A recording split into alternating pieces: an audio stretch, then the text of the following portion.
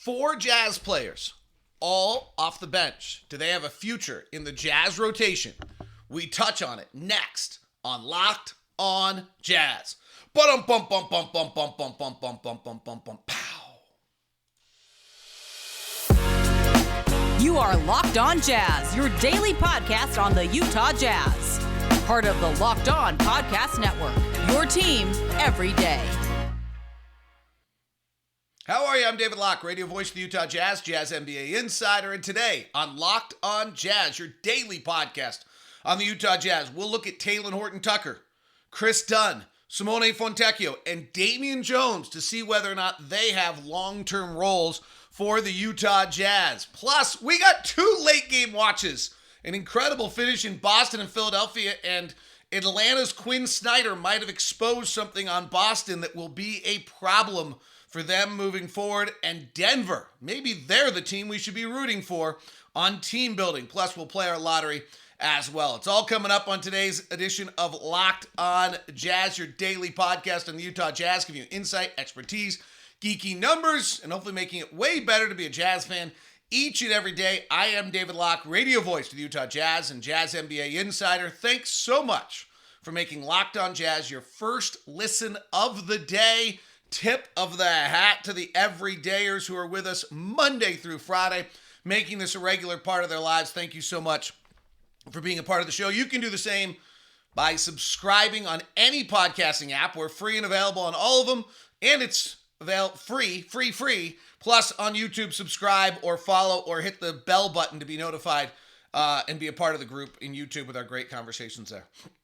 I'm really excited. We're going to launch a new feature. I was trying to figure out if I should play it on the show today. But we're going to go launch a feature called 9 for Team 49. I'm going to launch it on my Facebook, or excuse me, maybe on my old school Facebook, on Instagram, on Twitter. I don't have a YouTube page that's not Locked On Jazz, so I might try to find a way to do that. Maybe on my Snap and my TikTok. And it's 9 for Team 49. We're going to go through over the next 9 weekdays, so 2 weeks, the best 9 wins of the season for the Utah Jazz. Tip it off today with the win over New Orleans and the Kelly Olynyk game winners, which we've judged as the 9th best win of the season. Thank you to Via Massey. She's done amazing work for us. She was our broadcast intern for social media this year. She's done great work. So a huge thanks to her. It was funny. A few people noticed how much Thurl and Bowler and everybody's social media game picked up this year. And that was all because of Via. So congratulations. Thanks to Via. She's got a nice future in the business, and we're rooting for her. So thanks for doing that. All right.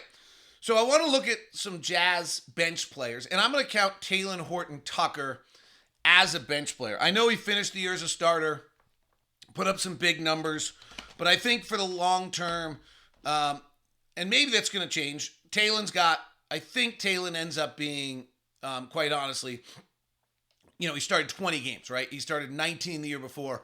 Like, he's going to be a guy who probably comes off the bench. His career numbers are 20 minutes, 25, and 20 minutes a game. So I'm going to call him a bench player. And I think his goal is trying to find a way into a rotation on an NBA roster. He's just 22.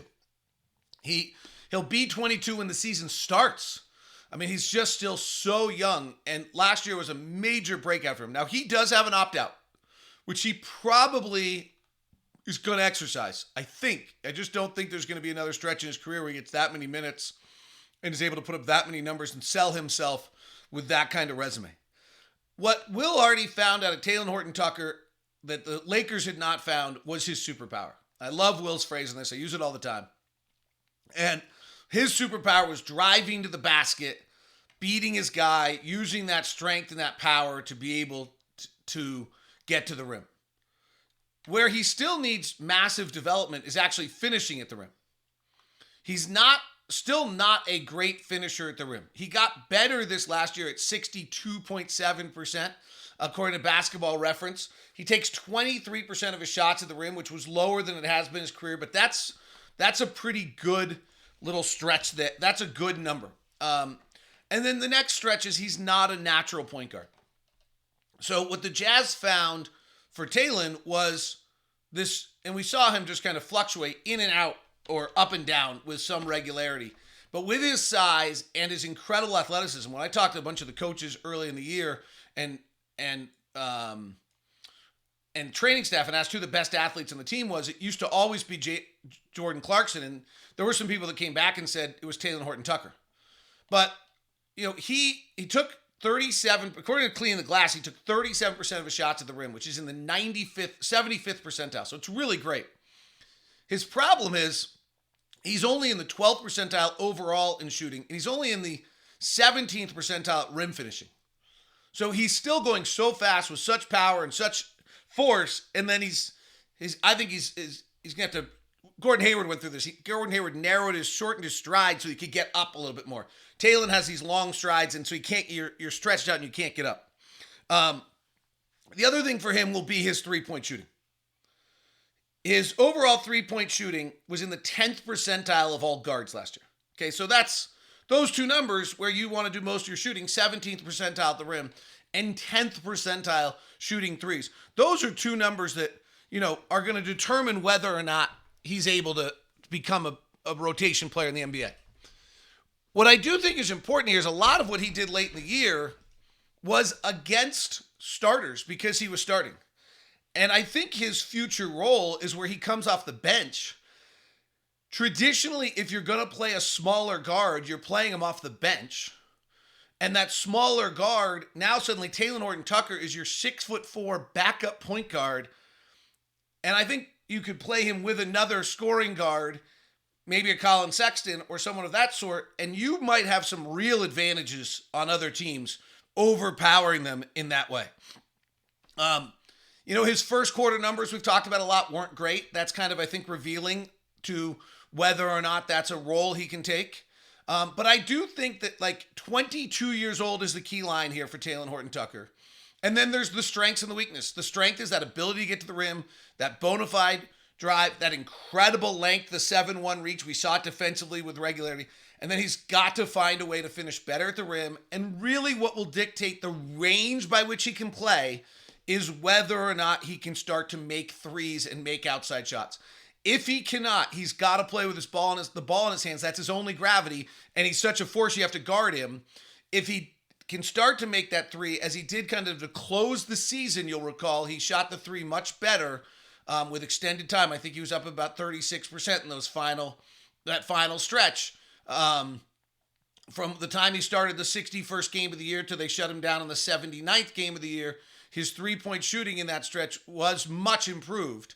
And that, if he can do that, then he has some more range to what he can do. Then he doesn't have to play with the ball in his hands. He doesn't have to play as the primary ball handler. So there is a route for Talen Horton Tucker to become a bona fide rotation player in the NBA. And credit to the Jazz. This is where you're doing exactly what you should do in a season like this, where you take a guy and then you stretch him out and you see what he can do. In those final 20 games of the year, he actually shot 32% from three in those final 20 games of the year. He finished the year, I didn't realize he finished the year 3 of his last 14, so that hurt him, and actually even a little later. But nonetheless, as a starter, 18 points, 5 rebounds, 6 assists a game is certainly impressive. I'm not sure I buy all those numbers. Someone has to do it. I think I've been clear on that. All right, let's look at Kris Dunn. I go back on Kris Dunn and think there's value that he's the 5th pick of a draft. It might have been a mistake pick, obviously, by Minnesota. They may regret it, right? The 2016 draft, he goes 5th, and there's some players that went after him that are pretty darn good players. Jamal Murray, who we watched last night, not being on his top of his game, was the 7th pick of that draft. It was not a great draft. There aren't a lot of other obvious picks, frankly, if you're Minnesota in that draft. Jamal Murray's the miss. But Kris Dunn is 6'3", 205, and he's just got the physical tools. I think that matters when you look at him. He's got the physical tools. Same thing with Talen Horton Tucker. It's 6'4" and 7'1" reach. He has the physical tools. And I think that when you start to look at these guys and you start to make the decision of whether or not they're rotation players in the NBA, if you don't have the physical tools, you have to be super special. So the fact that Kris Dunn has the physical tools is the first step in the right direction for him to being a rotation player in the NBA. And I'll touch on the other parts of it, I think, stem to how he adapted and changed his game in a dramatic fashion from the guy who failed. And we'll touch on that when we continue. Today's show is brought to you by our friends over at Murdoch Hyundai, located at 4646 South State Street, also located in Logan and in Linden. The Murdochs, 80 plus years in Utah, serving people. I still go back to the pandemic when everybody was charging extra on MSRP, and Blake wouldn't do it. He just wouldn't do it. And I asked him why. He's like, because I'm not going to the grocery store, and I'm not going to church, and I'm not going to the golf course and seeing people who I got an extra $1,000 from during a time of crisis. It's just not how we're going to do business. It's not how we stay in business for 80 years. That's who the Murdochs are.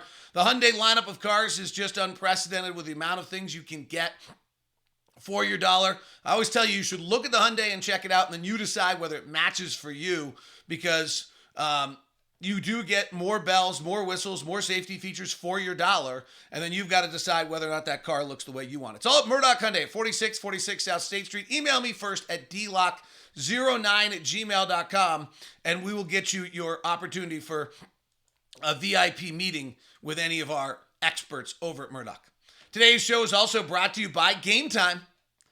There's no need anymore to panic when you don't have tickets for an event, because Game Time is here for you with a great system. Last-minute tickets, stressed out about buying tickets, have an event you want to go to, not sure whether you can do it when the tickets get unreleased, and you're not sure, I don't want to pay all the money, and then, okay, then just, well, relax. Here, forget about planning months in advance. Game Time has deals on tickets right up to the day of the event.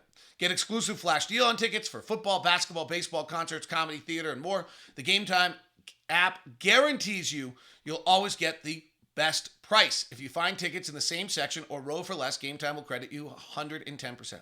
Here's why Game Time is the fastest growing ticketing app in the country.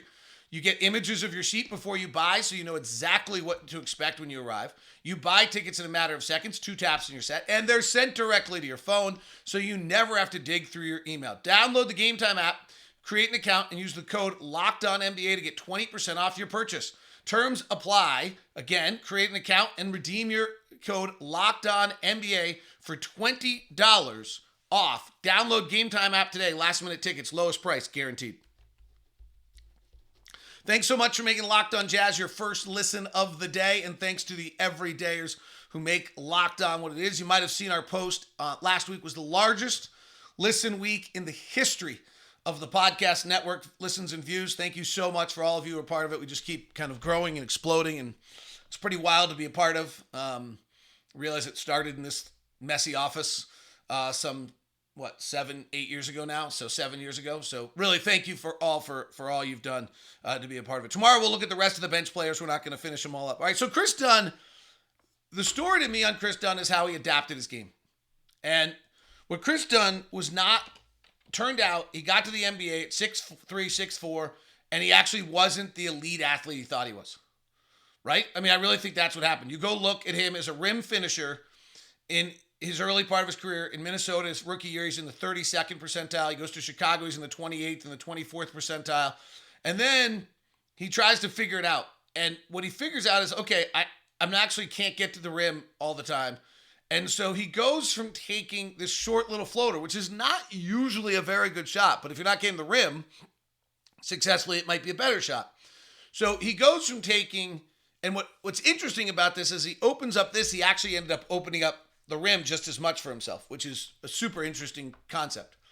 So he goes, listen to his effective field goal percentage in his career. 15th percentile, 31st percentile, 15th percentile, 27th percentile, 6th percentile. Like brutal. That's why I was out of the game.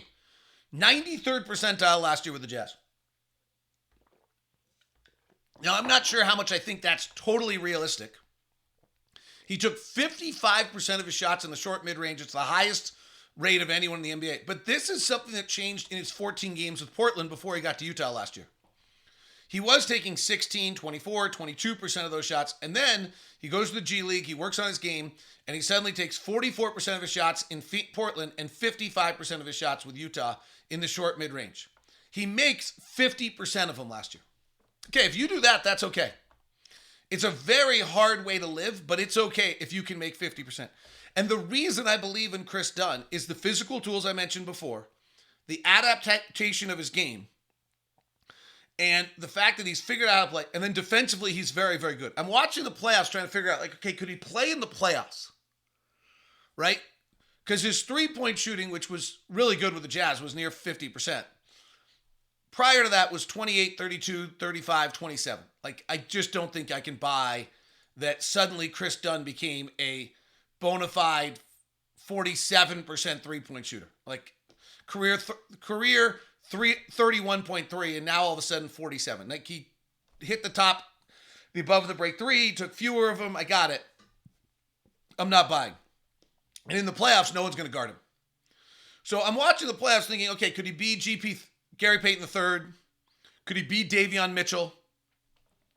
Could he be Bruce Brown? I think Bruce Brown's probably a better shooter than he is, but that's the concept, right? Bruce Brown's become really, really good for Denver. But Bruce Brown's career is a 34.1% three-point shooter. He just has been a little bit better the last few years. So that's kind of what you're looking at. Brown's a little bigger, but not much. He's 6'4", 202. I mean, like, I do think that's what you're looking for. Can Kris Dunn be Bruce Brown? Can he be Gary Payton III? Can he be that? That's what we're looking at. And I think he's adapted his game enough to be able to do that.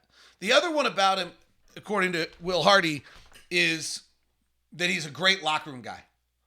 And then this leads to me to an old Rudy Tomjanovich concept. Rudy Tomjanovich used to talk about that you want players who've been through the storms. And what he meant by this was every NBA season has 2 or 3 storms in the side where, like, things are coming undone, people are freaking out. You got to figure out whether you can deal with it or not. And those guys that have been through the ups and the downs and those things are able to handle the storms better than others. Kris Dunn can handle the storms. He's been to the G League. His career, he's been labeled a failure. He's been labeled a bust. He can handle the storms. And so for that reason, I think he has huge value. And I think there's a really high likelihood he's got a long career as a rotation player in the NBA. The third one I want to get to, probably the last one we get to today, we'll push Damian Jones till tomorrow, is Simone Fontecchio.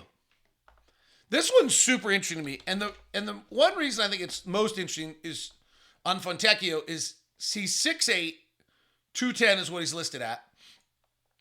Number 2 is he's an international player, and international players often need a second year before you can figure him out. It's such an adjustment. Your family's coming, you're speaking English, you're doing it. He did like it here, all felt good.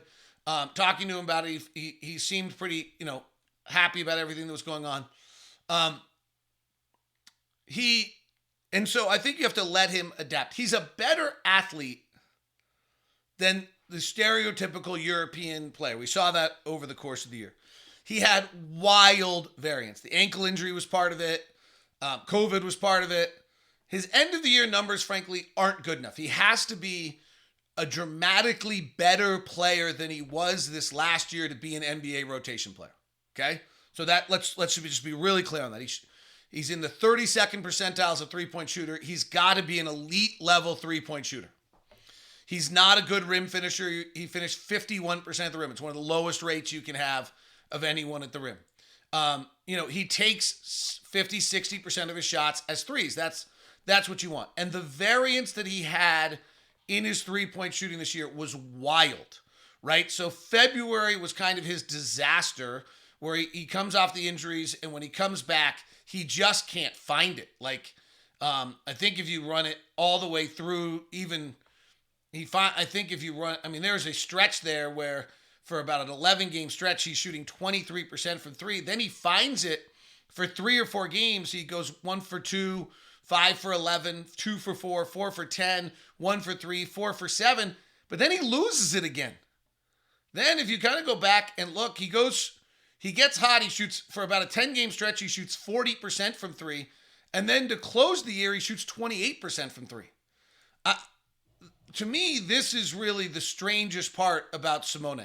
So if you go to the start, here's the breakdown in Simone's year from a three-point shooting standpoint. And I don't want to overstate this, but I can't think of a lot of really, really good three-point shooters where we see this happen.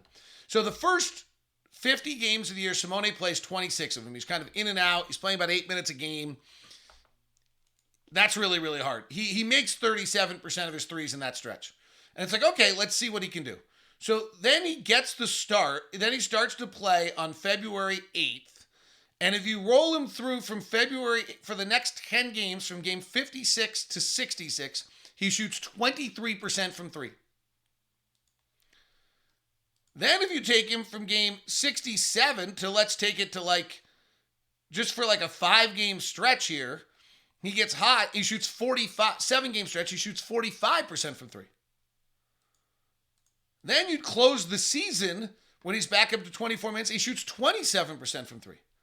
So the one thing is, if you look at him from February kind of 8th on, when he plays a lot, the final 26 games of the season, he shoots 31% from three and 36% for the field.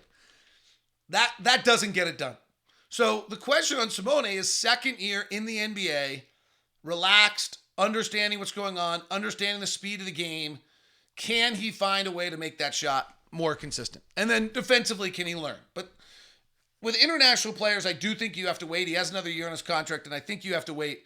The other one that I would say that was clear about Simone this year, that is to his credit, that I think helps his potential for the future, is was really, really clear he was a 10-year veteran. He went through these ups and downs, and he stayed focused, and he played hard every night, and he stayed engaged with it. It was really, really clear he was a 10-year veteran. Because I think that he handled that difficulty and fairly well, considering what he was going through. And so that was impressive in many ways. So I'm just not, we'll see on what happens with Simone. But that second year, I'll preserve judgment before we find out anything more about Simone. All right, we have 2 late game watches finally. Woohoo! They were so fun last night. The games were amazing. And we'll play our lottery as well. We'll do Damian Jones for you tomorrow, along with Samanic, Johnny Juzang, Juan Toscano Anderson, and Udoka Azubuike. See whether any of those have a long-term future with the Jazz or in the NBA. Today's edition of Locked On Jazz is brought to you by our friends over at Prize Picks. You know, a 100% deposit match gets you up to $100 back, and it's easy to play. You pick 2 to 6 players, and you can win. And you can play any sport imaginable. It's your daily fantasy answer. It's Prize Picks. 2 to 6 players, you can win up to 25% of your money. Here's what makes Prize Picks the answer. No competing against other people. You're not competing against robots or computers or AI. It's just you versus projections available. The entries can be made in 60 seconds or less. Safe and fast and easy withdrawals. Currently operational in over 30 states and Canada. Download the PrizePicks app. Go to prizepicks.com and sign up to play daily fantasy sports. First-time users receive the 100% deposit match up to $100 with the promo code LOCKEDON. You know how it works. If you deposit $100, you get $100. If you deposit $50, you deposit $50. Don't forget to enter the promo code Locked On at sign up to get your instant deposit match up to $100 with Prize Picks. Thanks so much for making Locked On Jazz your first listen of the day. I've been getting all my NBA draft news from my good friends over at the Locked On NBA Big Board, so make sure you check that out. I was on with Howard Beck yesterday. It's still relevant. We had a nice conversation on Locked On NBA. You can go find that in the Locked On NBA feed or on YouTube as well. All right. I love late game watching. By the way, I watched a little of Cason Wallace last night. He got injured in the game I watched. There were some things I liked, some things I really didn't like, so I don't want to overplay it, so it's worth checking out. All right, Philly-Boston. Uh-oh. There the old man reading glasses. So I thought this was great. Philly put Al Horford into every action on every play for the final 5 minutes. And it's the exact same thing that Quinn Snyder did with Atlanta and caused Boston a lot of problems. And this is going to be the telling point of this series. Al Horford's amazing. Al Horford does so many things right. Al Horford makes so many plays, including an incredible pass to a cutting Marcus Smart. Al Horford plays the game right. Al Horford is a 15-year veteran who knows how to handle things. But Al Horford, and I thought he defended James Harden pretty well in that final play. They put Al Horford into every action. Even when they put Harden goes into an ISO, they're bringing Horford up. Harden goes into a pick and roll there, and he hits Paul Reed on the roll. That was Al Horford involved. Every single play, Al Horford was involved. Every single play. The one thing about Harden that's so interesting to me is we all think of him as this kind of selfish isolation player. I really don't think anything can be further from the truth. He is definitely like an isolation player, but he still, even on a game where he was unbelievable last night and had 50 plus or 40 plus, he made a ton of plays late. Like he hits Maxey on the play where Maxey ends up driving to the basket to be able to, and getting the kind of block charge either way in the final 5 minutes. He hits Paul Reed on a roll, which frankly is a pretty like risky call. He dishes out on the pick and roll, which had Horford involved. He drove, made an incredible over the shoulder back pass to Tobias Harris for a 3, which was a pick and roll where he was involved, where Horford was involved. He commits his own offensive foul and misses on 2 plays where Horford's involved. So if you watch it, he makes all these incredible plays, but he also is giving it up, which makes him really, really difficult to guard. Like if you actually go through the final 5 minutes, Harden gave it up as much as he isolated late, which, you're not seeing that on the other side. Tatum is isolating. Jaylen Brown was really absent. Boston gets into their stuff way too late.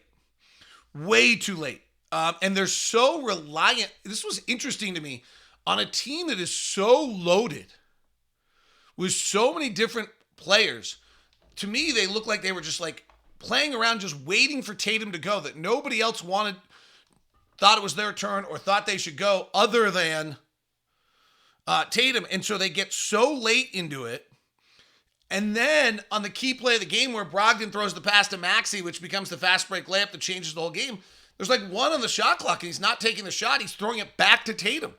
So they've become very Tatum-centric. And then Tatum doesn't pass nearly as much as Harden does in that kind of period of time. And they also get super late into the shot clock, into the plays. On the few plays where they didn't do that, where you get Smart on the reverse layup and a Horford give, they looked way better. But otherwise, they got some really bad looks late in the game. Joe Mazzulla has done this all year long. His inbound play, it's super interesting, late in games, is they spread the floor and one guy comes to the ball, catches, and immediately goes to the basket. So he spreads the floor and he gets the inbound into somebody right around the paint with some space, and he goes. He did it twice last night. He got Tatum at the free throw line. He went and drew the foul. And the next time he went Marcus Smart on James Harden, and they didn't score. This is another one where maybe I'm just a big Harden defender. I just don't think he's that bad a one-on-one defender when he wants to be. I think he's a horrendous defender over the course of 48 minutes and 82 games. But when it's game time, late in the game, the dude's crazy strong. I would not go at James Harden late in the game. No timeout by Doc, and there's no need because you have James Harden, and he's the smartest player in the league, and he positions everything correctly, and he gets the matchups, and you're going to get what you want, and there's absolutely no reason to call the timeout. And then the other one that Harden did late in the game that I haven't heard anyone talk about, Harden takes that shot with the 3 over Al Horford to win it with 11 seconds left in the game. Which, when you're down, is right. But it's also, to me, what he did is he went fast enough so that you couldn't bring the double. You couldn't bring a late double on Harden because he went fast. And without Joel Embiid, and he's got to avoid the late double if he's going to get that shot off. And so he has Horford isolated. You can see Boston's players are ready to go. They're kind of watching the clock like, if we get to 5, I'm going. And he pulls at 11. And I think that was a really, really smart play. He makes so many smart plays, spaces guys on the floor in such a great way. If you're watching Philly, watch Harden move guys around. And then I actually always freeze it and try to figure out what he's trying to do. He's trying to do something every time, and he knows what he's doing. He's so smart. Denver-Phoenix was a late game finish because it was a 4-point at the 5-minute mark. It was a 2-point game, or a 3-point game, 82-79. That's the biggest number. The 79 is the biggest number. The Phoenix Suns score their 79th point on a Devin Booker turnaround with 7 minutes left. They score their 85th point down 10, 6 minutes later. So Phoenix's offense completely falls apart late. And they get a DeAndre Ayton dunk on a nice pass from Josh Okogie. But otherwise, they do not have a feel for what they're doing. And then they have too many guys on the floor that aren't being guarded. Denver's playing one-on-one on the ball in like a three-man zone on the back where they're just kind of bumping guys out. And so therefore they have every driving lane taken. It was pretty interesting. Durant and Booker will be going one-on-one. And if you kind of watch the back line, they have guys spaced. And Denver's not necessarily following them. And so Aaron Gordon has a huge block late in the game on I think it was either a Booker or a Durant drive. And the block, it's because he's just not guarding anyone. And Greg Anthony kept saying, well, he came over, beautiful time. He was actually standing there the whole time. He didn't come over from anywhere. He was just standing there the whole time. So the other one, and maybe we should be rooting for Denver because Denver is about continuity. Whether it was a beautiful play to get Caldwell Pope, the bounce three off the pick and roll where they get Ayton in the drop coverage and they pull, whether it's Jokic's little floater, whether it's Jamal Murray step back on the right side, whether it's Jokic in the two-man game in the middle, the dagger. I mean, this game, it's 86-81 after Jokic hits the floater with 3:26 left. And then the next possession, they're playing drop big because they're getting ready for the Jamal Murray Jokic pick and roll. Instead, they run Kentavious Caldwell Pope. By the way, Mike Malone writes a great play out of a timeout where he runs Kentavious Caldwell Pope one way, Jokic the other. Jokic catches, turns, and immediately is fouled on the move. It was a really good play. They didn't get free throws for it. They should have.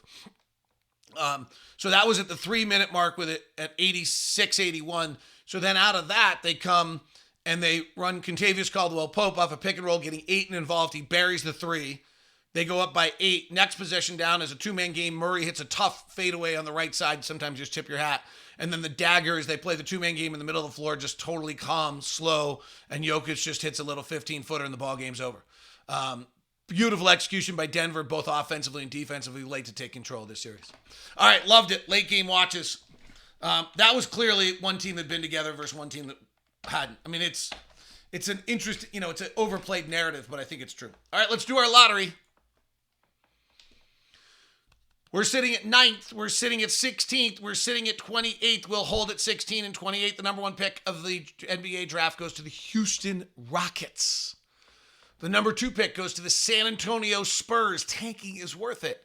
Number 3, the Chicago Bulls get their 3rd pick and hold their pick. It does not go to Orlando. Number 4, the Charlotte Hornets. No Jazz love. Number 5, Detroit. Everyone's sliding down. Portland 6, Orlando 7, Indiana 8, Washington 9, Utah 10, Dallas 11. The pick goes to New York, Oklahoma City 12, Toronto 13, and New Orleans 14. So we go to 10. We've had a 9, we've had a 10 this week. Do we get lucky once this week? We'll find out. All right. Make sure you tune in for 9 for 49. It'll be on my Instagram at DLock09. If you don't already follow me there, please do. It'll also be on Twitter at DLock09, Snapchat, and TikTok. It's 9 for Team 49. We'll relive the Kelly Olynyk game winner against New Orleans today. Have a great one. Thank you very much.